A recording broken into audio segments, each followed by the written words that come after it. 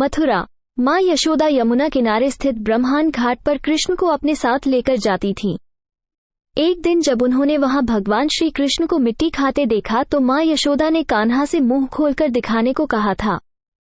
जैसे ही बाल रूप श्री कृष्ण ने मुंह खोला तो यशोदा माँ को ब्रह्मांड के दर्शन कृष्ण के मुख में हो गए। इतना देख माँ यशोदा चिंता में पड़ गई और भगवान शिव को पुकारने लगी। तभी माँ यशोदा की पुकार सुन भगवान शिव प्रकट हो गए और माता यशोदा ने यमुना नदी से एक लोटा जल से भगवान शिव का जलाभिषेक कर अपनी चिंता का कारण बताया। तब भगवान शिव ने माता यशोदा से कहा कि यह कोई साधारण बालक नहीं है, ये खुद संसार को रचने वाले हैं। तब जाकर माँ यशोदा की चिंता दूर हुई। फिर माँ यशोदा ने भगवान शिव से यहाँ विराजमान होकर सभी भक्तों की चिंताएं हरने का वचन मांगा। भगवान शिव ने माता यशोदा को वचन दिया। भगवान शिव ने माता यशोदा से कहा कि यहाँ आकर जो भी भक्त एक लोटा यमुना जल चढ़ाएगा उसकी सभी चिंताएं दूर हो जाएंगी, जिसका उल्लेख श्रीमद् भागवत के 10वें स्कंद में भी है। दुनिया में एकमात्र चिंताहरण महादेव मंदिर, यह एकमात्र मंदिर मथुरा से 25 किलोमीटर दूर महावन क्षेत्र में यमुना तट पर मौजूद है। पूरी दुनिया में ऐसा मंदिर कहीं नहीं है। मंदिर में एक लोटा यमुना जल चढ़ाने से 1108 शिवलिंगों के जल अभिषेक के बराबर फल मिलता है। चिंताहरण मंदिर के सेवायत पुजारी अनिल पांडेय ने मंदिर की मान्यता के बारे में बताते हुए कहा कि जब कृष्ण बाल रूप में थे और माँ यशोदा कृष्ण के मुंह में ब्रह्मांड देखकर चिंतित थी, तभी यशोदा ने कृष्ण को यहाँ लाकर भगवान शिव के दर्शन कराए थे। इसका उल्लेख गर्ग संहिता और शिव महापुराण में भी मिलता है। ये शिवलिंग अद्भुत है।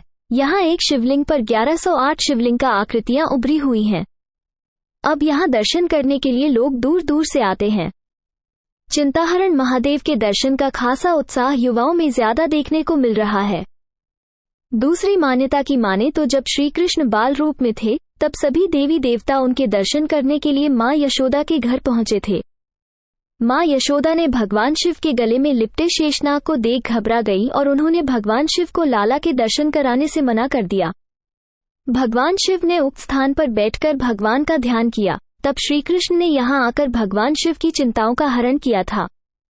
भगवान शिव तब से यही विराजमान हो गए। इसका उल्लेख गर्ग संहिता और शिव पुराण में भी मिलता है।